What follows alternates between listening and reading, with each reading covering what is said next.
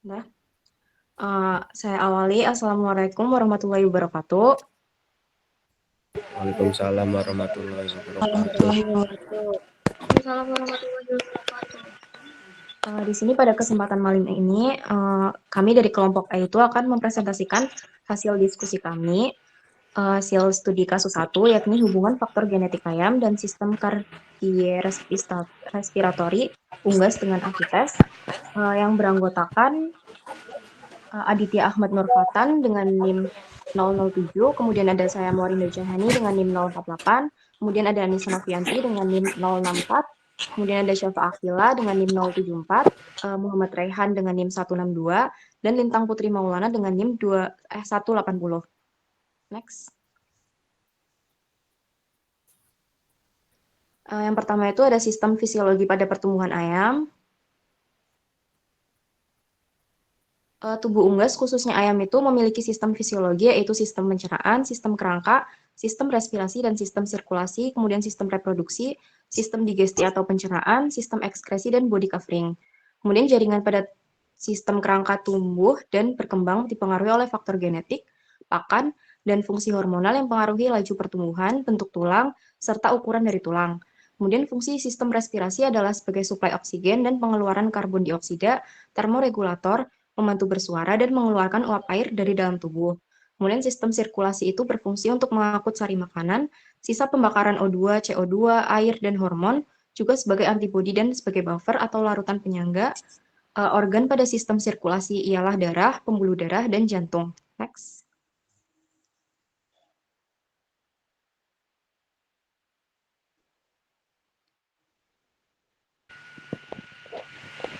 Dan ternak unggas itu diklasifikasikan sebagai ternak monogastrik. Pakan atau feed yang dikonsumsi melalui saluran pencernaan itu mulai dari mulut yang ada pada ternak disebut paru atau beak hingga ven atau kloaka.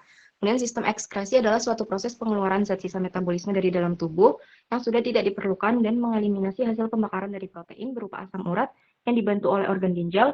Organ utama sistem ekskresi adalah ginjal. Kemudian sistem reproduksi itu merupakan satu kesatuan organ yang memproduksi individu baru. Unggas itu berkembang baik secara seksual dengan cara bertelur atau ovipar. Next. Selanjutnya itu akan dibacakan oleh Anissa Novianti.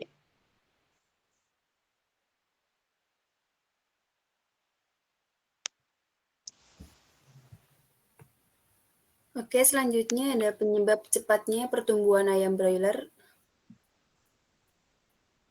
Pertumbuhan ayam broiler yang cepat dapat dipengaruhi oleh nutrisi yang diberikan untuk dikonsumsi.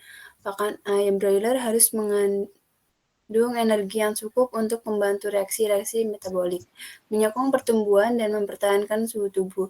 Selain itu, ayam membutuhkan protein yang seimbang, fosfor, kalsium, dan mineral, serta vitamin yang memiliki peran penting selama tahap permulaan hidupnya.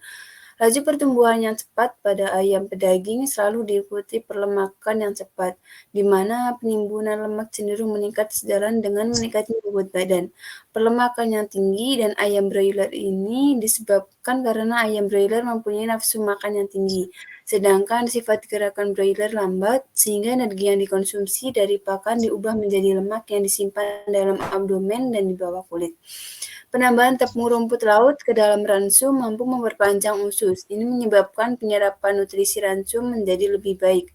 Penyerapan nutrisi yang baik ini akan menyebabkan pertumbuhan yang lebih baik. Meningkatnya panjang usus akan memberikan peluang penyerapan zat-zat makanan menjadi maksimal sehingga pertumbuhan menjadi lebih baik. Faktor-faktor yang mempengaruhi bobot hidup ayam yaitu konsumsi ransum, kualitas ransum, jenis kelamin, lama pemeliharaan, dan aktivitas. Selanjutnya dibaca oleh Fatan. Poin ketiga yaitu asites banyak terjadi pada ayam broiler. Next. Asites pada ayam broiler merupakan timbunan cairan limpa dalam ruang peritoneum atau rongga dalam perut yang menimbulkan abdomen perut ayam membesar. Asites menjadi kompleks akibat berbagai macam faktor sehingga asites bukanlah suatu penyakit, melainkan gejala yang timbul akibat faktor pendukungnya. Pertumbuhan yang cepat membutuhkan metabolisme yang tinggi dan menuntut kebutuhan oksigen yang tinggi pula. Jika kebutuhan oksigen tidak tercapai dalam darah akan memacu terbentuknya asites. Tidak seperti pada mamalia, pulmo pada broiler membatasi kapasitas vaskulernya, sehingga rentan terjadi pulmonary hypertension. Jika jantung mengalirkan lebih banyak darah, vaskuler dalam pulmo akan membesar, namun kemampuan pertukaran O2 dan CO2 menjadi lebih rendah menyebabkan darah yang keluar dari pulmo mengandung sedikit O2 dan banyak CO2, sehingga memacu terjadinya pulmonary hypertension. Metabolisme broiler yang lebih cepat menyebabkan kerja jantung lebih berat, sehingga menimbulkan hipertrofi, ukuran sel membesar, ventrikel kanan, dilatasi, pelebaran ruang ventrikel, dan kegagalan ventrikel kanan. RVF dapat meningkatkan tekanan vena dari jalur keluar ductus thoracalis yang dapat mengganggu drainase limfa menjadi vena cava. Next.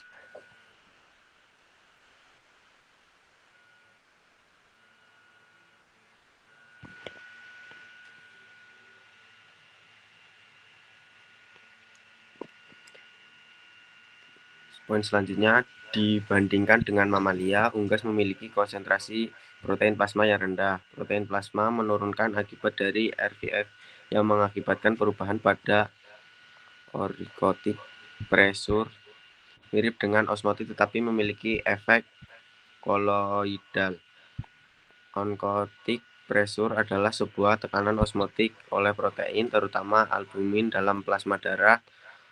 Oncotic pressure akan menarik keluar air dari sirkulasi akibat dari kenaikan tekanan intravaskuler tersebut akan tampak lebih jelas pada hati karena sistem sinusoidnya mempermudah protein dalam darah untuk berpenetrasi keluar sirkulasi. Letak hati yang berada di rongga perut menimbulkan kebengkakan akibat timbunan cairan hati yang memudahkan terbentuknya asites. Faktor nutrisi juga berperan dalam pembentukan asites. Pemberian jumlah pakan yang disesuaikan dengan kebutuhan protein ayam akan mempercepat metabolismenya, sehingga perlu dibatasi. Pembatasan jumlah pakan dan menurunkan pertumbuhan ayam sehingga kejadian asites menurun. Namun di sisi lain juga akan berefek pada penurunan nutrisi, pigmentasi, dan massa otot. Menurunkan konsentrasi nutrisi juga menurunkan pertumbuhan ayam. Tetapi jika nutrisi dalam pakan imbang dengan energi yang dibutuhkan ayam, maka efek dari kekurangan nutrisi pada pertumbuhan ayam tidak akan terjadi. Next. Bentuk pakan yang diberikan dalam bentuk pelet cenderung lebih berpotensi menimbulkan asites karena mudah dimakan dan dicerna serta mengandung protein tinggi. Protein yang dipecah oleh tubuh membutuhkan oksigen dalam jumlah besar, sehingga jumlah protein yang tinggi dalam tubuh harus dipecah oleh oksigen untuk dijadikan energi dan mengeluarkan hasil metabolismenya. Jika oksigen banyak digunakan untuk metabolisme protein, maka sel-sel organ lain akan mengalami hipoksia yang dapat memicu timbulnya asites. Next. Selanjutnya akan dilanjutkan oleh Safa.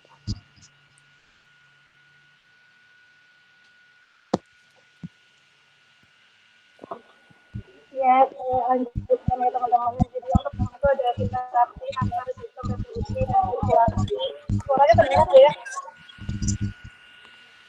Kedengaran.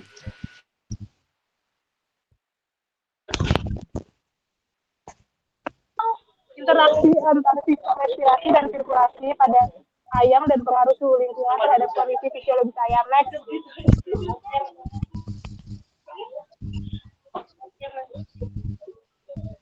Ya, jadi sistem respirasi dan sirkulasi dalam hubungan dengan transportasi oksigen dalam tubuh unggas melibatkan kerja paru-paru dan jantung. Paru-paru dan jantung bekerja bersama-sama untuk transportasi oksigen dan karbon dioksida. Sistem respirasi menyangkut pergerakan udara keluar masuk paru-paru, di mana oksigen diperlukan dengan karbon dioksida. Karbon dioksida yang diangkut oleh darah masuk ke paru-paru untuk selanjutnya dikeluarkan dari dalam tubuh lewat hidung atau mulut menuju atmosfer. Oksigen dari atmosfer masuk ke paru-paru sampai ke alveoli, kemudian masuk ke dalam darah. Sistem sirkulasi yang melibatkan melibatkan komponen jantung, pembuluh darah, dan darah mengangkut oksigen dan karbon dioksida dari paru-paru ke jaringan sel, dan sebaliknya di mana karbon dioksida sebagai hasil sisa pembakaran masuk ke dalam pembuluh darah, vena, dan selanjutnya menuju paru-paru. Oksigen yang diangkut oleh pembuluh darah arteri masuk ke dalam jaringan otot untuk selanjutnya dikonsumsi di mitokondria. Pengaruh suhu lingkungan terhadap fisiologi ayam yaitu pada kondisi makan dan minum. Apabila suhu tinggi mengakibatkan ayam banyak minum dan mengonsumsi makan sedikit. Pada suhu lingkungan yang tinggi di atas termonetral akan mengakibatkan kebutuhan energi lebih tinggi. Namun demikian dengan adanya increment sebagai akibat pencernaan makanan dan metabolisme zat makanan akan menimbulkan beban panas bagi ayam dan akhirnya aktivitas metabolisme menjadi berkurangnya aktivitas metabolisme karena suhu lingkungan yang tinggi bisa dilihat manifestasinya berupa menurun aktivitas makan dan minum. Pada suhu lingkungan di atas termometral, produksi panas meningkat karena ayam dapat mengontrol hilangnya panas dengan mengeluarkan air dari pori-pori keringat. Akhirnya cara yang dilakukan ialah melalui pernafasan dangkal atau surat terbang atau samping. Samping tak dapat digunakan sebagai alat mengontrol hilangnya panas untuk lembut atau basah. Seandainya suhu lingkungan tidak turun atau panas suhu yang berlebihan tidak dibuang, maka ayam akan mati karena hipotermi atau kelebihan suhu.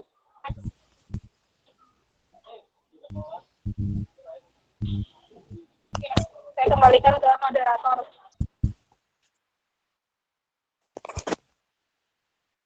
Baik, untuk saat ini dibuka sesi pertanyaan. Silakan untuk kelompok D bisa bertanya.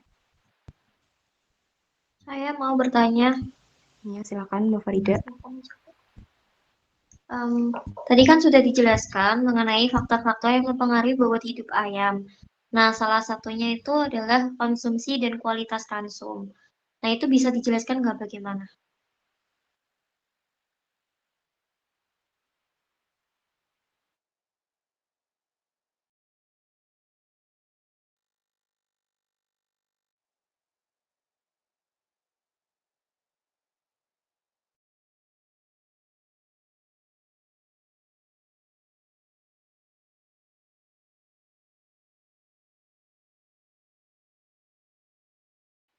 Baik, untuk pertanyaannya kami tampung terlebih dahulu. Apakah ada lagi?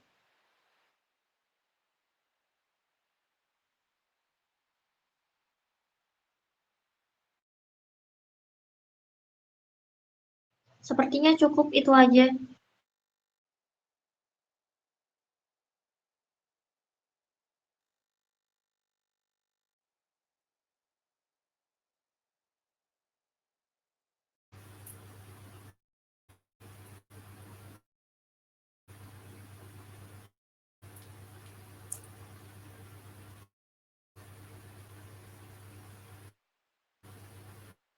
Oke, izin menjawab pertanyaannya Mbak Farida.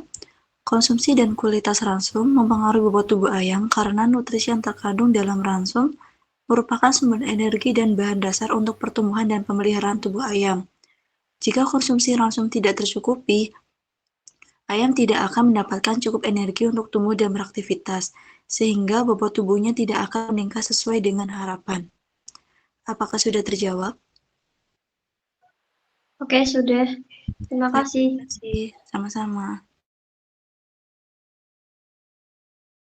Oke, mungkin kalau nggak ada pertanyaan lagi, cukup sekian dari kelompok E. Kurang lebihnya mohon maaf. Wassalamualaikum warahmatullahi wabarakatuh.